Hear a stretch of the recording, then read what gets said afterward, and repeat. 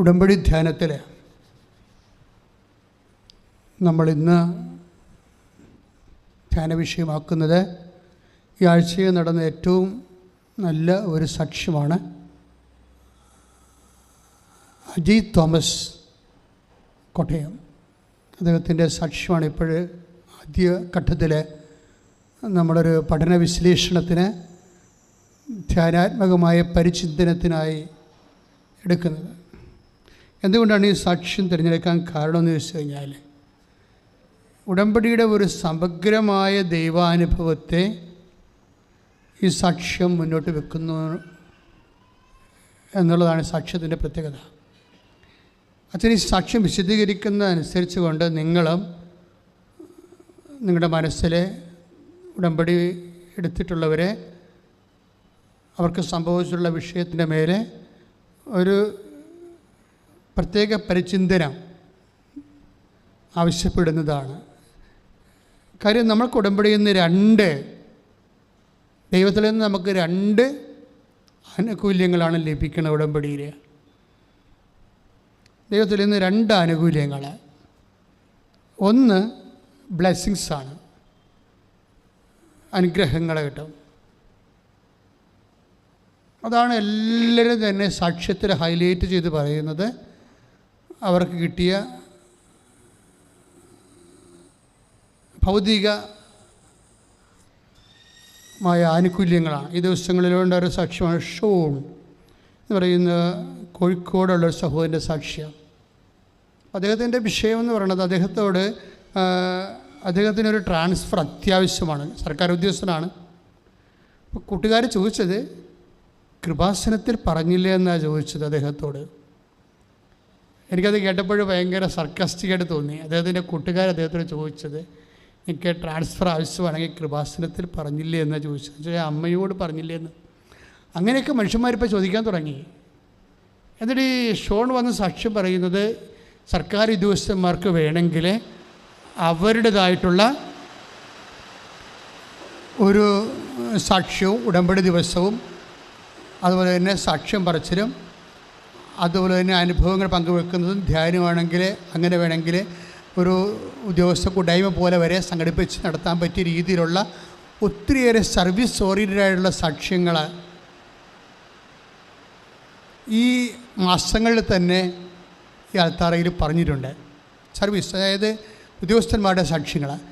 എന്താ കാരണം എന്ന് വെച്ച് കഴിഞ്ഞാൽ അവിടെ സർവീസ് പ്രോബ്ലം. ഇപ്പോൾ ഷോണിൻ്റെ വിഷയം തന്നെ എന്താണ്, ഷോൺ ട്രാൻസ്ഫർ വേണം, തലശ്ശേരിയിൽ നിന്ന് കോഴിക്കോട്ടേക്ക് വേണം. പക്ഷേ അത് പ്രോസസ്സിങ് ചെയ്തെടുക്കുമ്പോൾ 1.5 വർഷത്തെ താമസമുണ്ട്. 1.5 വർഷം കഴിഞ്ഞാൽ തീർച്ചയായിട്ടും അദ്ദേഹത്തിന് കിട്ടാൻ സാധ്യതയുണ്ട്.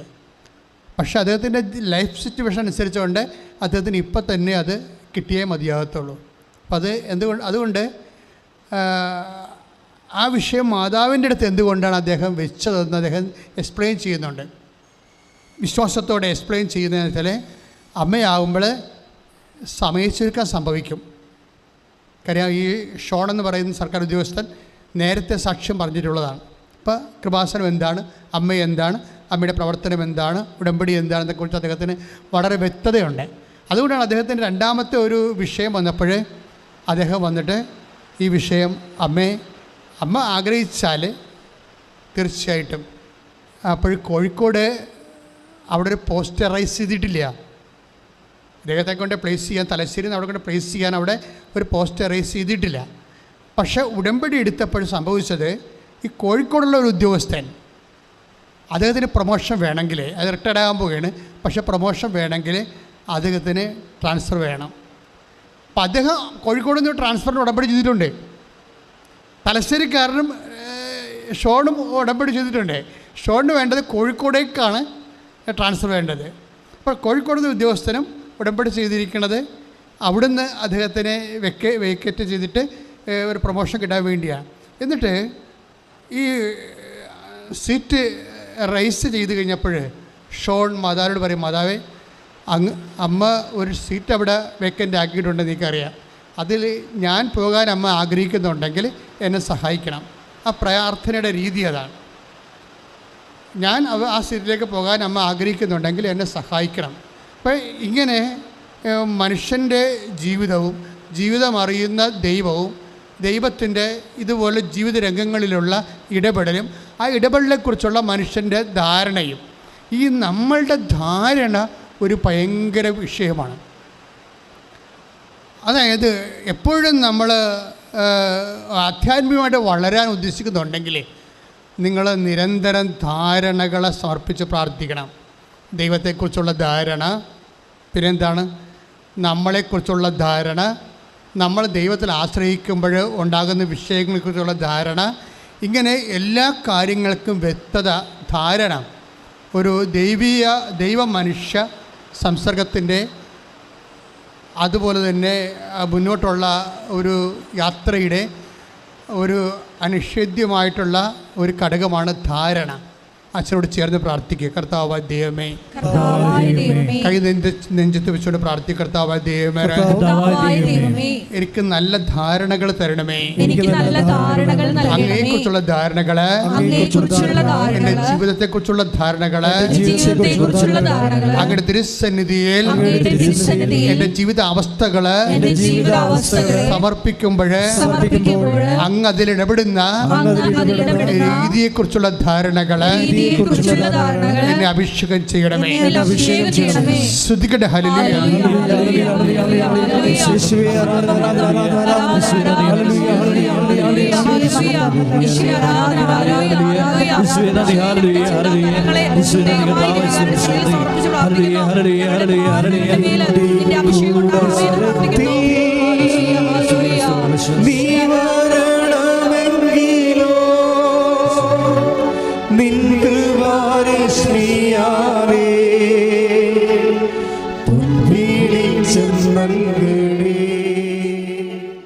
പ്രിയമുള്ളവരെ, ദൈവത്തെ നമ്മളുടെ വിഷയങ്ങൾ ദൈവത്തോട് അവതരിപ്പിക്കുന്നതിനെക്കുറിച്ച് നമുക്കൊരു ധാരണ വേണമെന്ന് പറഞ്ഞില്ലേ?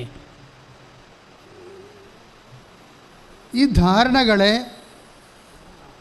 വളരെ ആത്മാവിൽ അഭിഷേകമുള്ളവർ വളരെ കൃത്യമായിട്ട് ആ ധാരണകളെ ദൈവതിരുസന്നിധിയിൽ പങ്കുവെക്കുന്നത് കാണാം. നമ്മൾ എന്തുമാത്രം സൂക്ഷ്മതയോടെ നമ്മുടെ അവസ്ഥകളെക്കുറിച്ച് ദൈവത്തോട് പറയുന്നുവോ അത്ര കണ്ട് നമുക്ക് ആ വിഷയത്തെക്കുറിച്ച് ധാരണയുണ്ടോ? ആ വിഷയത്തിന് മേൽ ദൈവം ഇടപെടുമെന്നുള്ളൊരു ധാരണയുണ്ട്. എല്ലാം ധാരണയാണ്. അതാ 119 സങ്കീർത്തനം നോക്കിയേ. സങ്കീർത്തനം 119:26 വായിച്ചോളൂ. എൻ്റെ അവസ്ഥ ഞാൻ വിവരിച്ചപ്പോൾ അങ്ങ് എനിക്ക് ഉത്തരമരുളി. അങ്ങയുടെ ചട്ടങ്ങൾ എന്നെ പഠിപ്പിക്കണമേ. അതായത് എൻ്റെ അവസ്ഥ ഞാൻ വിവരിച്ചപ്പോൾ, എന്നിട്ട് പറഞ്ഞേ, എൻ്റെ അവസ്ഥ ഞാൻ വിവരിച്ചപ്പോൾ അങ്ങ് എനിക്ക് ഉത്തരമരുളി. അതാണ് സങ്കീർത്തനം 119:26. അപ്പം അവസ്ഥകൾ എന്തിനുള്ളതാണ്? വിവരിക്കാനുള്ളതാണ്. അല്ലാതെ നമ്മളെ ചിലർ ആ ദൈവത്തിന് എല്ലാം അറിയാമല്ലോ എന്ന് പറയും. ദൈവത്തിന് അറിയാവുന്നുള്ളത് പ്രാർത്ഥനയുടെ ഒരു സബ്ജക്റ്റ് അല്ല. അതെപ്പോഴും നമ്മൾ ശ്രദ്ധിച്ചു. ചിലർ പ്രാർത്ഥനയെക്കുറിച്ച് പറയുമ്പോഴോ ദൈവത്തിന് എല്ലാം അറിയാമല്ലോ. ദൈവത്തിനെല്ലാം അറിയാം. പക്ഷേ ചോദിക്കുവിൻ നിങ്ങൾക്ക് ലഭിക്കുമെന്നുള്ളതാണ് ദൈവത്തിൻ്റെ മനസ്സിലിരിപ്പ്. ദൈവത്തിന് അറിയാവുന്നതിനേക്കാൾ വലിയ കാര്യമാണ് ദൈവത്തിൻ്റെ മനസ്സിലിരിപ്പ് എന്താണെന്നുള്ളത്. ദൈവത്തിന് എന്താണ് മനസ്സിലിരിപ്പ്? അതിനെക്കുറിച്ച് ധാരണ വേണം. എന്താ ധാരണ? നമ്മൾ ചോദിച്ചിട്ട് തരണമെന്നുള്ളതാണ് ദൈവത്തിൻ്റെ മനസ്സിലിരിപ്പ്. നമ്മൾ ചോദിക്കണം, ചോദിച്ചിട്ട് തരണം. ചോദിക്കണമെങ്കിൽ നമ്മൾക്ക് എന്ത് വേണം? തരണമെങ്കിൽ എന്ത് വേണം? അതൊരു ധാരണയല്ലേ? ചോദിക്കണമെങ്കിൽ നമുക്ക് എന്ത് വേണം? വിശ്വാസം വേണം. പോരാ, പിന്നെ എന്താണ്? നല്ല ദൈവസ്നേഹം വേണം. ദൈവസ്നേഹവും വിശ്വാസം ഇല്ലാത്തവർക്ക് ചോദിക്കാൻ പാടായിരിക്കും. അവരിങ്ങനെ ദൈവത്തിനെല്ലാം അറിയാമല്ലോ എന്നും പറഞ്ഞിരിക്കുന്നത് ഒരു തരം ഒളിച്ചോടുവാണ്. എന്താ കാര്യം? ദൈവത്തിന് അറിയാം, പക്ഷേ നല്ല മോഹത്തോടു കൂടി ചോദിക്കാനുള്ള ആത്മീയ അവസ്ഥ ഇവർക്കുണ്ടാകത്തില്ല. അതാണ് അവിടുത്തെ വരുന്ന വിഷയം. അതായത് നമ്മൾ ചോദിക്കണമെങ്കിൽ സ്വാഭാവികമായിട്ടും നമുക്കെന്ത് വേണം? ചളിപ്പുണ്ടാകരുത്, അല്ലേ? ചോദിച്ചാൽ കിട്ടുമോ, തരുമോ, നമ്മളവർക്ക് അറിയാവോ? ഇപ്പം നമ്മളെ മനുഷ്യന്മാരോട് പരിചയമില്ലാത്തവരോട് നമ്മളോട് ചോദിക്കുമോ? സമയം എന്താണെന്ന് ചോദിക്കും. അതിൽ വാച്ച് ഉണ്ടെങ്കിൽ സമയം എന്താണെന്ന് ചോദിക്കും. അത്രയും ചോദിക്കുന്നത്. സാങ്കേതികമായ കുറച്ച് കാര്യങ്ങൾ ചോദിക്കും. വ്യക്തിപരമായ ഒരു കാര്യവും നമ്മൾ ചോദിക്കത്തില്ല പരിചയമുള്ള ഇല്ലാത്തവരോട്. അതൊരു ധാരണയാണ്, ഒരു ധാരണയാണ്. ഇതുപോലെ നമ്മൾക്ക് ദൈവത്തോട് ചോദിക്കണമെങ്കിൽ ഇപ്പോൾ സങ്കീർത്തനം 119:26 പറയുന്ന പോലെ എൻ്റെ അവസ്ഥകൾ പറയണമെങ്കിൽ അത്രയും ആന്തരികമായ ആത്മാർത്ഥതയും ബന്ധവും ഉണ്ടാകണം. അതാണൊരു ധാരണ. ഇനി അതായത് നമുക്ക് ഉറപ്പുണ്ടാകണം. ചോദിച്ചാൽ മാത്രം പോരാ, നമ്മൾക്ക് കിട്ടുമായിരിക്കും അല്ലേ, കിട്ടിയേക്കൊള്ളാം, കിട്ടിയാൽ നന്നായിരുന്നു. ഇങ്ങനെയൊക്കെയുള്ള ഒരു അകന്ന അഴകുഴമ്പനായിട്ടുള്ള റിലേഷനാണ് നമുക്കുള്ളതുണ്ടെങ്കിൽ സ്വാഭാവികമായിട്ട് നിൻ്റെ ഉത്തരം ലാഗ് ചെയ്യുകയോ ആ ഉത്തരം ഡാമേജ് ചെയ്യുകയോ ചെയ്യാൻ സാധ്യതയുണ്ട്. നമ്മളെ അതായത് ദൈവത്തോടുള്ള നമ്മുടെ ഇടപെടൽ, പ്രത്യേകിച്ച് ഉടമ്പടി മുഖേനയുള്ള ഇടപെടലെന്ന് പറയുമ്പോൾ ഒരു ഉറപ്പിൻ്റെ അടിസ്ഥാനത്തിലാണത്. ഉടമ്പടി എന്ന് പറഞ്ഞാൽ ഉടമ്പടി ഒരു ഉറപ്പാണ്.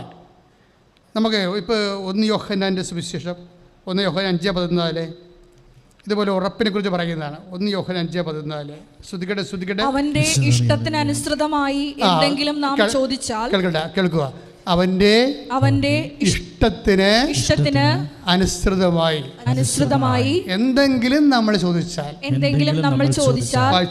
അവിടുന്ന് നമ്മുടെ പ്രാർത്ഥന കേൾക്കും എന്നതാണ് നമുക്ക് അവനിലുള്ള ഉറപ്പ്. അപ്പം ഈ ഉറപ്പ് എങ്ങനെയാണത് ബൈബിളിൽ ഇവിടെ മാത്രമേ ഉള്ളൂ, ഇത്ര ഉറപ്പ്. അതായത് അവൻ്റെ ഇഷ്ടത്തിനനുസൃതമായി എന്തെങ്കിലും നമ്മൾ ചോദിച്ചാൽ നമുക്കത് ലഭിക്കുമെന്നുള്ളതാണ് നമുക്ക് അവനിലുള്ള ഉറപ്പ്. ആര്? ഈശോയിലുള്ള ഉറപ്പ്.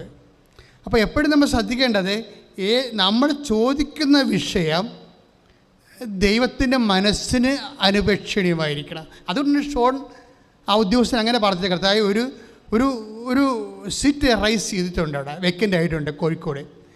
അവിടെ ഞാൻ പോയി ഇരിക്കണമെന്നാണ് അങ്ങ് ആഗ്രഹിക്കുന്നുണ്ടെങ്കിൽ എന്നെ സഹായിക്കണം. ആ പ്രാർത്ഥന അദ്ദേഹം നല്ലവണ്ണമാണ് സാക്ഷ്യപ്പെടുത്തിയിരിക്കുന്നത്. അതായത് എനിക്കത് കിട്ടണമെന്നാണ് അങ്ങ് ആഗ്രഹിക്കുന്നുണ്ടെങ്കിൽ എന്നെ സഹായിക്കണം. അപ്പോൾ അതിൻ്റെ അകത്ത് വേറെ ആരെയും ബുദ്ധിമുട്ടിക്കുന്നില്ല. നമ്മൾ സ്വാഭാവികമായി അദ്ദേഹത്തിന് ലഭിക്കാൻ സാധ്യതയുണ്ട്. കിട്ടിയാൽ അദ്ദേഹത്തിൻ്റെ ജീവിതത്തിൽ കുറച്ച് മെച്ചങ്ങളുണ്ട്. അതെല്ലാം ദൈവത്തോട് അവസ്ഥയായിട്ട് പറയുകയാണ്. അതാണ് സങ്കീർത്തനം 119:26. എൻ്റെ അവസ്ഥ ഞാൻ പറഞ്ഞപ്പോൾ, അവസ്ഥകൾ എന്തിനുള്ളതാണ്? ദൈവത്തോട് പറയാനുള്ളതാണ്. ആൾക്കാരുടെ എല്ലാത്തിൻ്റെയും വിഷയം അവസ്ഥ പറയുന്നില്ല എന്നുള്ളതാണ്. അവസ്ഥകളെ ഇങ്ങനെ നമ്മൾ ഒരു ക്യാപ്ഷൻ പോലെ സാങ്കേതികമായിട്ട് പറയും.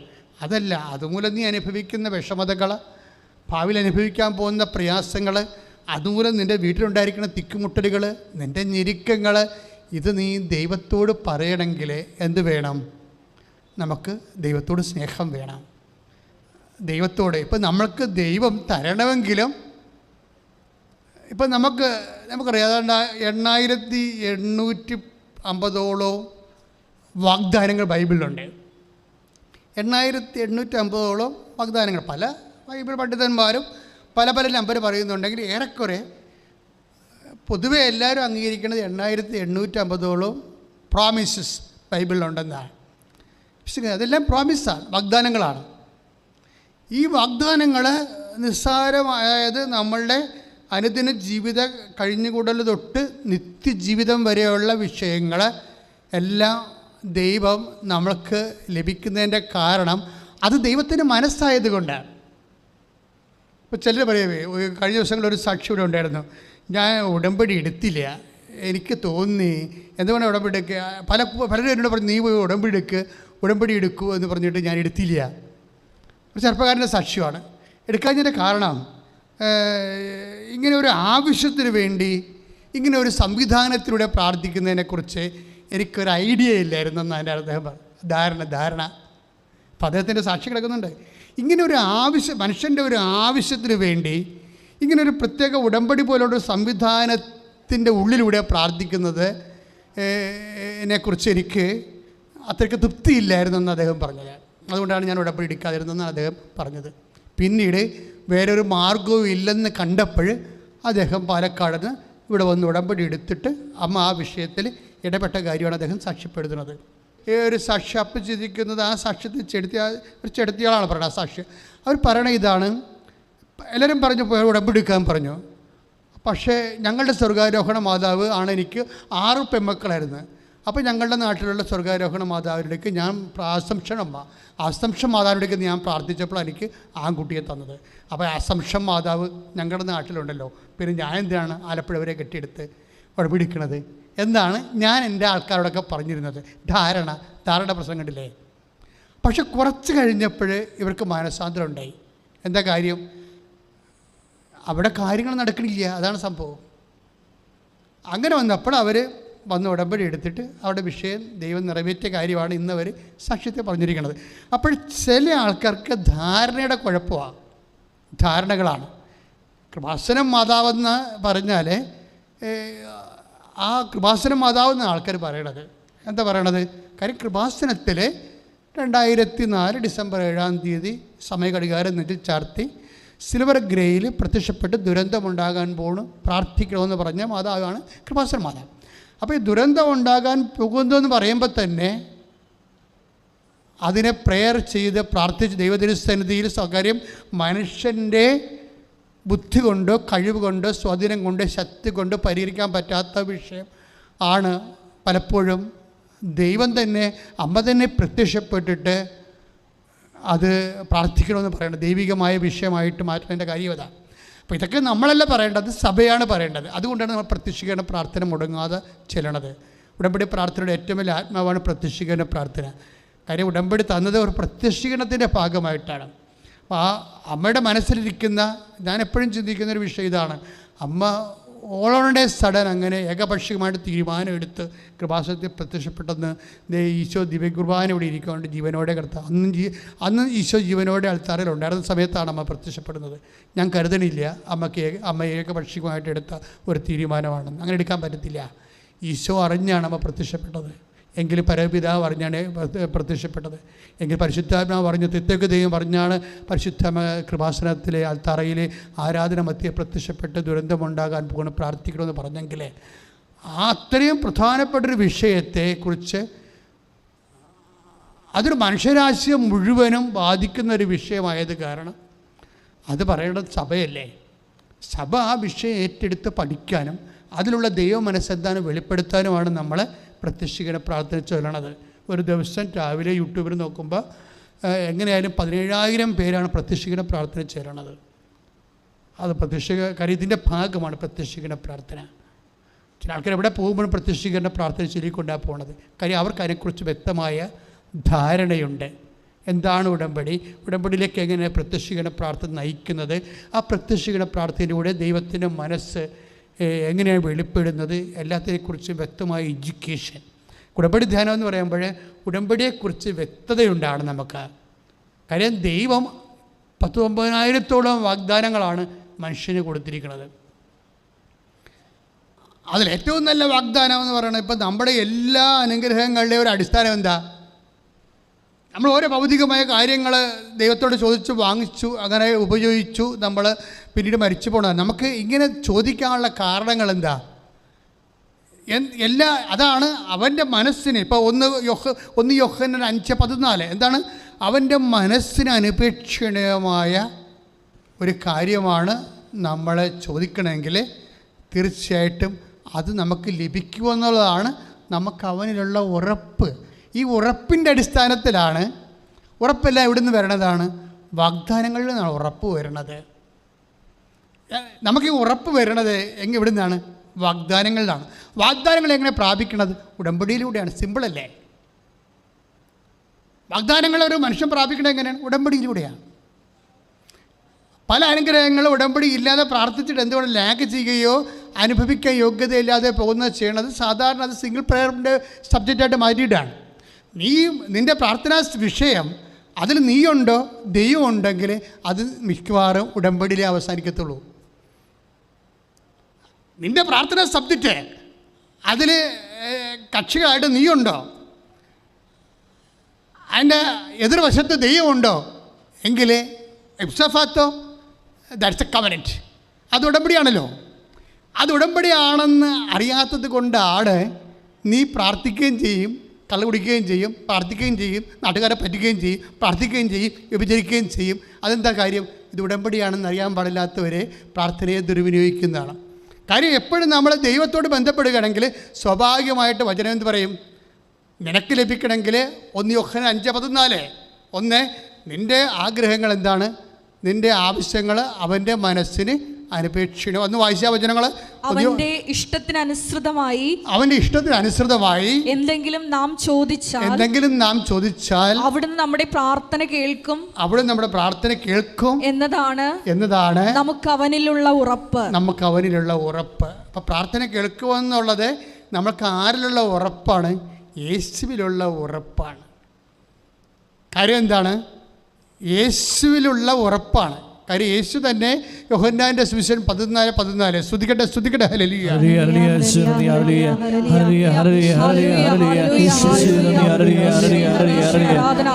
യോഹന്നാൻ 14:14 എൻ്റെ നാമത്തിൽ നിങ്ങൾ എന്നോട് എന്തെങ്കിലും ചോദിച്ചാൽ ഞാനത് ചെയ്തു തരും. അതാണ് ഉറപ്പെന്ന് പറയണത്. എന്നിട്ട് പറഞ്ഞ എൻ്റെ നാമത്തിൽ നിങ്ങൾ എന്തെങ്കിലും എന്നോട് ചോദിച്ചാൽ ഞാനത് ചെയ്തു തരും. അപ്പോൾ സ്വാഭാവികമായി യേശുവിലെ നമ്മൾക്ക് കിട്ടിയിരിക്കുന്ന ഒരു വാഗ്ദാനമാണത്. അതും വാഗ്ദാനമാണ്. ഞാനത് ചെയ്തു തരും എന്നുള്ളത് ഇറ്റ്സ് എ പ്രോമിസ്. എന്തുകൊണ്ടാണ് വാഗ്ദാനങ്ങൾ ഉണ്ടാകണത്?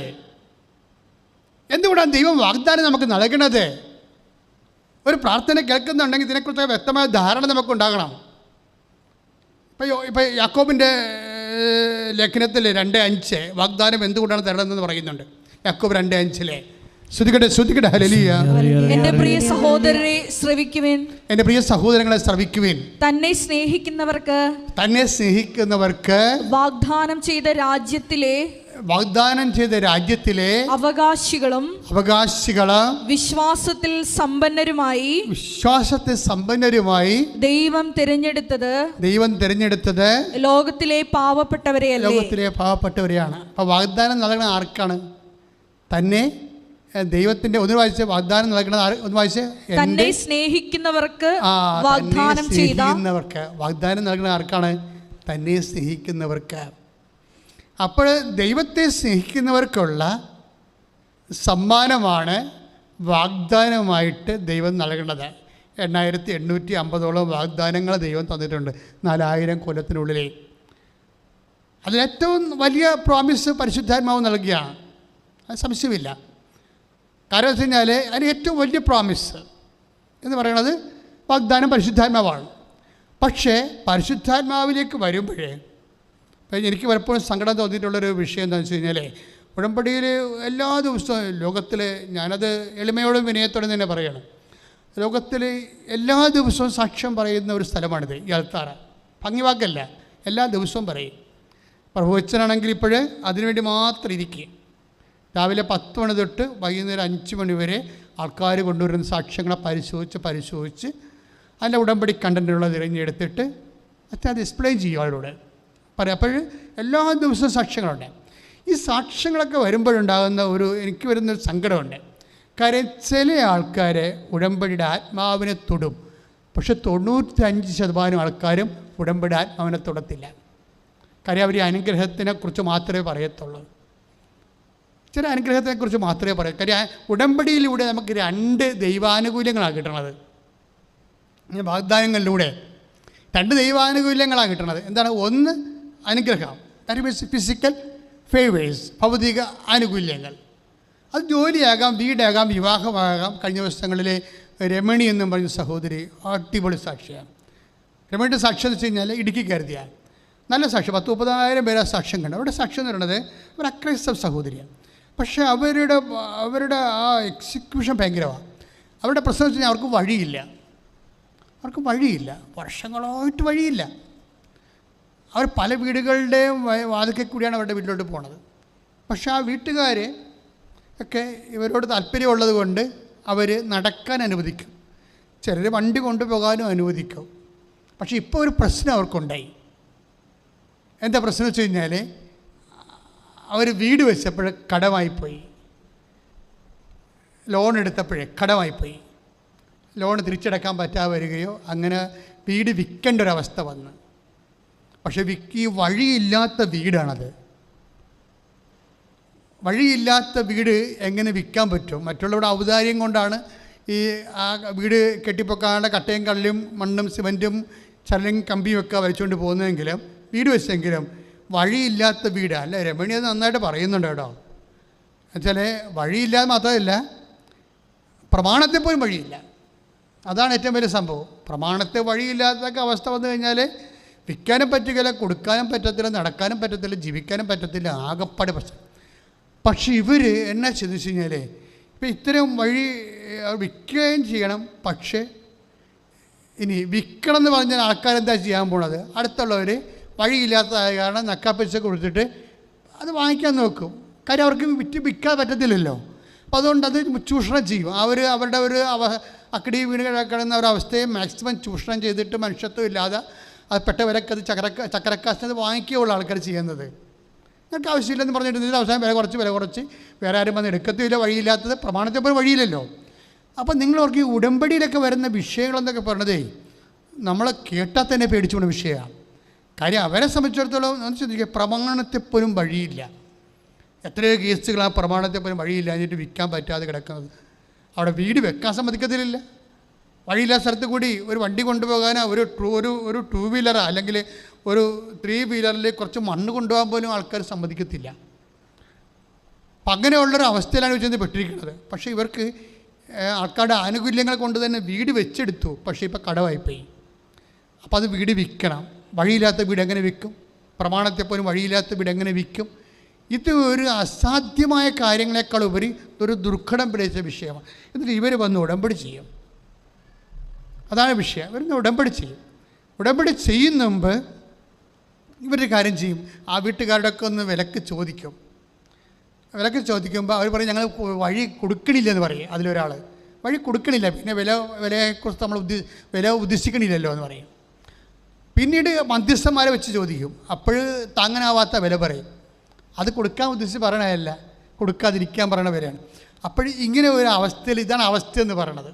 119:26 അവസ്ഥകൾ. അയാളുടെ ഇപ്പോൾ രമണിൻ്റെ അവസ്ഥകളില്ലേ?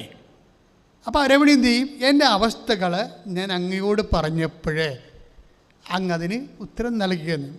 രമണി വന്ന് മാതാവിൻ്റെയൊക്കെ വന്നിട്ട് എൻ്റെ അവസ്ഥ ഇതാണെന്ന് പറയും. അവസ്ഥ ഇതാണെന്ന് പറഞ്ഞിട്ട് ഉടമ്പടി ചെയ്യും.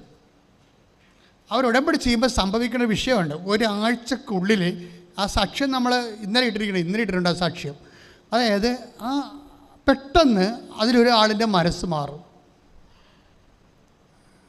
മനസ്സ് മാറണ മുമ്പ് രമണി ഒരു കാര്യം ചെയ്യും. ഉടമ്പടി ഉപ്പ് കൊണ്ടുപോയി ആ വഴികളിലെല്ലാം വിശ്വാസ പ്രമാണം തൂളും.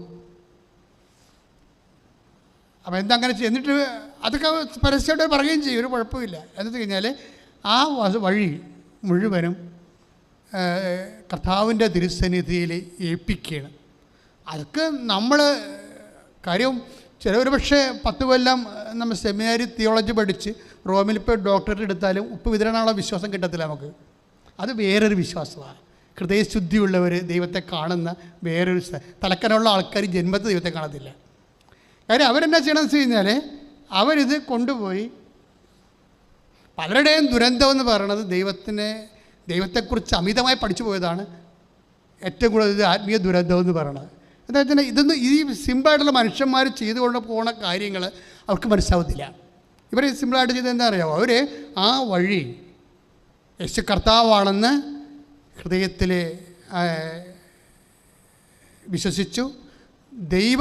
യേശു കർത്താവാണെന്ന് അവരത്തരം കൊണ്ട് ഏറ്റു പറഞ്ഞു. ദൈവം അവനെ മരിച്ചു എന്ന് ഉറപ്പിച്ചെന്ന് ഹൃദയത്തിൽ വിശ്വസിച്ചു.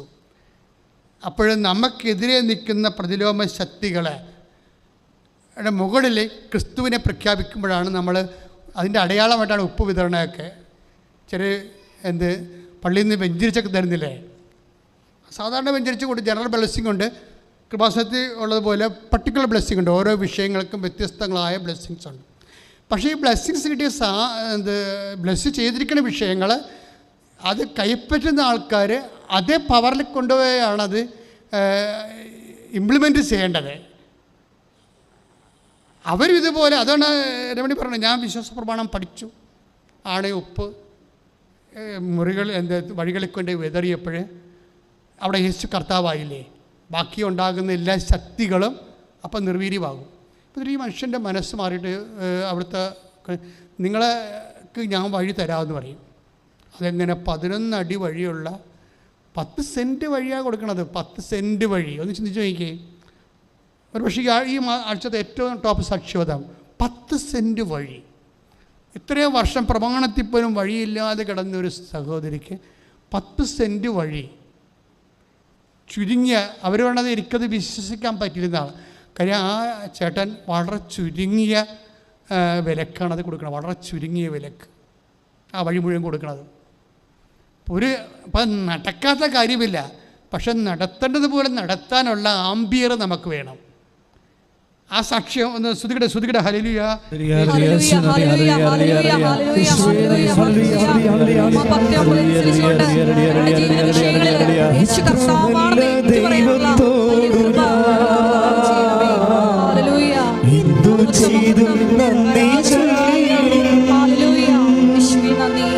എന്റെ കൊച്ചു ജീവിതത്തെ നിന്റെ മുമ്പിൽ കാഴ്ചയില്ല. ഇത്ര നല്ല ദൈവത്തോടു ഞാൻ എന്തു ചെയ്തു നന്ദി ചൊല്ലിടും. എന്റെ കൊച്ചു ജീവിതത്തെ നിന്റെ മുൻപിൽ കാഴ്ചയില്ല. പരിശുദ്ധ പരമദിവ്യകാരുണ്യത്തിന് ആരാധനയും സ്തുതിയും പുകഴ്ചയും ഉണ്ടായിരിക്കട്ടെ. പരിശുദ്ധ പരമദിവ്യകാരുണ്യത്തിന് ആരാധനയും സ്തുതിയും പുകഴ്ചയും ഉണ്ടായിരിക്കട്ടെ. രമണി ബാബു എന്നാണ് ചേച്ചിയുടെ യഥാർത്ഥ പേര്. ഇത് ഞാൻ ഇങ്ങനെ പറഞ്ഞതെന്ന് വെച്ച് കഴിഞ്ഞാൽ എത്ര സിമ്പിളായിട്ടാണ് വലിയ വളരെ കോംപ്ലിക്കേറ്റഡ് ആയിട്ടുള്ള വിഷയങ്ങൾ മനുഷ്യന്മാർ മാതാവിൻ്റെ മധ്യസ്ഥതയിൽ ചെയ്യണത്. കാര്യം എന്താണ്? ഇതെല്ലാം പ്രോമിസിലുള്ളതാണ്, ഇതെല്ലാം വാഗ്ദാനങ്ങളിലുള്ളതാണ്. നമ്മൾ യാക്കോബ് 2:5 വായിച്ചതുപോലെ ദൈവം നമ്മൾ സ്നേഹിക്കുന്നത് കൊണ്ടാണ് ഈ വിഷയത്തിലെല്ലാം വാഗ്ദാനങ്ങൾ നൽകിയിരിക്കുന്നത്. ഇനി നമ്മുടെ മുമ്പിലുള്ള ഒരു ഹോംവർക്ക് എന്താ? വാഗ്ദാനങ്ങളെ നമ്മൾ പ്രാപിക്കണം, വാഗ്ദാനങ്ങളെ നമ്മൾ പ്രാപിക്കണം. അതാണ് നമ്മുടെ മുമ്പിലുള്ള ഹോംവർക്ക്. ഈ വാഗ്ദാനങ്ങളെ പ്രാപിക്കാനാണ് ഉടമ്പടിയുടെ സ്പേസ്. അതാണ്, അതായത് ഈ വാഗ്ദാനങ്ങളെ പ്രാപിക്കാൻ നമുക്ക് വിശ്വസിക്കാം, ദൈവത്തെ സ്നേഹിക്കാം. വിശ്വാസം, സ്നേഹം, പോരായ്മ, പ്രത്യാശ. ഇപ്പം ഹെബ്രായ ലേഖനം 10:23 സ്തുതിക്കട്ടെ. ഹല്ലേലൂയ.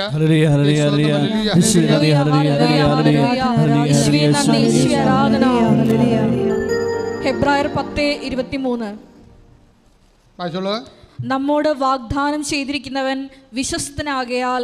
പ്രാർത്ഥിക്കുക. നമ്മളോട് വാഗ്ദാനം ചെയ്തിരിക്കുന്നവൻ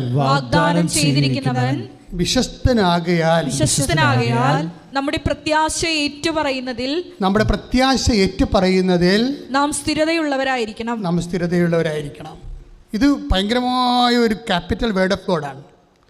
അതായത് ഒന്നിന് വായിച്ചത് നമ്മളോട് വാഗ്ദാനം ചെയ്തിരിക്കുന്നവൻ എന്താ അവൻ്റെ പ്രത്യേകത? അവൻ വിശ്വസ്തനാണ്. അതാണ് ഉറപ്പെന്ന് പറഞ്ഞില്ലേ. ഇപ്പം 1 യോഹന്നാൻ 5:14 നമ്മൾ വായിച്ചില്ലേ? എന്താണ്? അവൻ്റെ നാമത്തിൽ നമ്മൾ ചോദിച്ചാൽ നമുക്കത് ലഭിക്കുമെന്നുള്ളതാണ് അവനിലുള്ള നമ്മുടെ ഉറപ്പ്. ഈ ഉറപ്പ് എന്തിൻ്റെ അടിസ്ഥാനത്തിലാണ്? നമുക്ക് ദൈവത്തിൽ ഉറപ്പുണ്ട്. എന്തിൻ്റെ അടിസ്ഥാനമാണത്? അത് വിശ്വസ്തതയുള്ളതുകൊണ്ടാണ്. ദൈവത്തിന് വിശ്വസ്തതയാണ് നമ്മുടെ ഉറപ്പ്. അതാണ് ഹെബ്രായർ 10:23 പറയണത്. ഒന്നിന് വായിച്ചല്ലോ. നമ്മോട് വാഗ്ദാനം ചെയ്തിരിക്കുന്നവൻ വിശ്വസ്തനാകയാൽ നമ്മുടെ പ്രത്യാശ ഏറ്റുപറയുന്നതിൽ നാം സ്ഥിരതയുള്ളവരായിരിക്കണം. ഇപ്പം ഈ ഉപ്പ് കൊണ്ടുപോയി ആ കിട്ടാത്ത വഴി, പ്രമാണത്തിൽ പോലും ഇല്ലാത്ത വഴികളിൽ കൊണ്ട് തളിച്ചെന്ന് പറഞ്ഞാൽ എന്താണ്? പ്രത്യാശ ഏറ്റുപറച്ചിലാണ്. അതാണ് നമ്മുടെ പ്രത്യാശ ഏറ്റുപറയുകയാണ്. അല്ല നിങ്ങൾ ഓർക്കും ഇത് കണിയാനും കൊടുത്തറപ്പാനും ചെയ്യണ പോലുള്ള പരിപാടിയാണല്ലോ. അങ്ങനെയല്ല.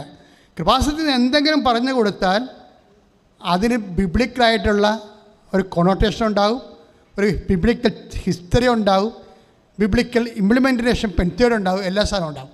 ഇതെന്താണ്?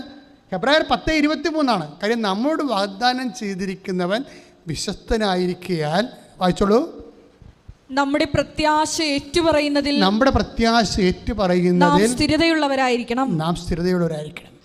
അപ്പോൾ നമ്മുടെ പ്രത്യാശ നമ്മൾ ഏറ്റുപറയുകയാണ്. ഏറ്റുപറയുന്ന വിധം ചിലർ ഉപ്പ് വെഞ്ചരിച്ച് ആ സ്ഥലത്തിലും കർത്താവിന് വേണ്ടി സമർപ്പിക്കും, അത് ഏറ്റുപറച്ചിലാണ്. ചില ആൾക്കാർ കുരിശുരൂപം അല്ലെങ്കിൽ കുഞ്ഞു കാശുരൂപം വിശ്വപ്രമാണം ചൊല്ലി ആ സ്ഥലത്ത് കൊണ്ട് സ്ഥാപിക്കും, അത് ഏറ്റുപറച്ചിലാണ്. ഇതെല്ലാം സംഭവിക്കുന്നത് എന്താണ്? പ്രത്യാശ ഏറ്റുപറയുകയാണ്. നമുക്കുള്ള പ്രത്യാശ നമ്മൾ ഏറ്റുപറയുകയാണ്. അത് ഏറ്റുപറയുന്നതിന് പറയുമ്പോൾ നമുക്കറിയാമല്ല, ഏറ്റുപറയുകയും ചെയ്യും, പറയുന്നതിന് പകരം പറയുന്നതിൻ്റെ ഭാഗമായിട്ട് നമ്മൾ ചെയ്യുകയും ചെയ്യും.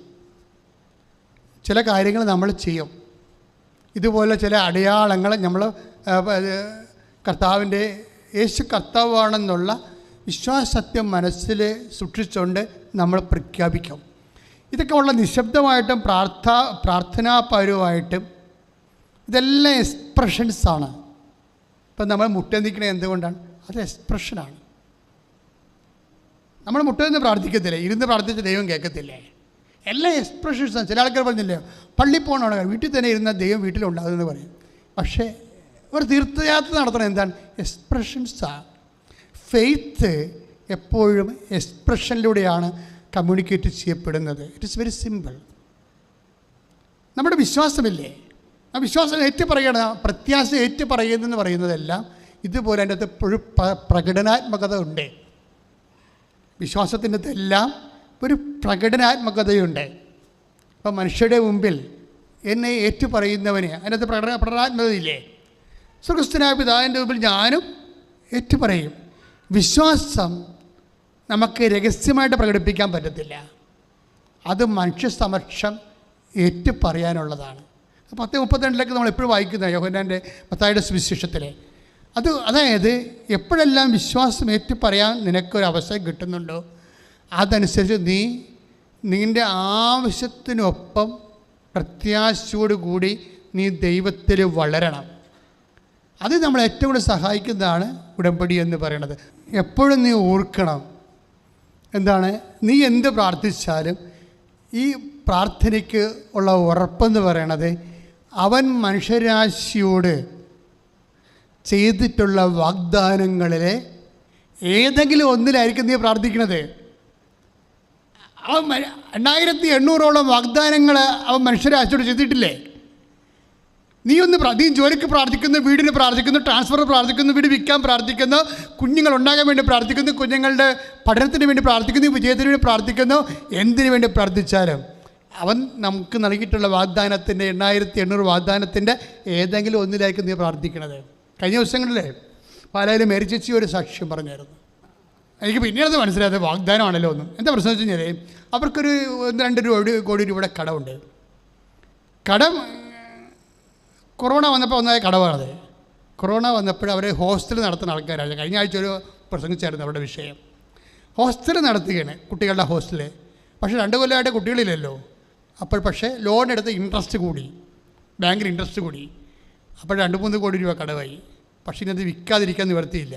അപ്പോൾ ചേച്ചി ഇവിടെ ഒന്ന് ഉടമ്പടി ചെയ്തും എന്നോട് നീ ചോദിച്ച് അച്ഛൻ പറ എന്നാ ചെയ്യേണ്ടത് ചോദിച്ചു. അപ്പോൾ ഞാൻ പറഞ്ഞ് ചേച്ചിക്ക് 60 വയസ്സായില്ലേ, ഇനി ഇപ്പോൾ ഇതൊക്കെ ബിസിനസ് ചെയ്ത് ലാഭം ഉണ്ടാക്കി പലിശ അടച്ചൊക്കെ വരുമ്പോൾ സമയമെടുക്കും, അതുകൊണ്ട് നമുക്കിത് വിൽക്കാമെന്ന് പറഞ്ഞിട്ട് ഞാൻ അമ്മയുടെയൊക്കെ പോയി അനുവാദം വാങ്ങിച്ചു. അമ്മ ഈ സാധനം മേടിച്ചേക്ക് വിറ്റ് കൊടുക്കാൻ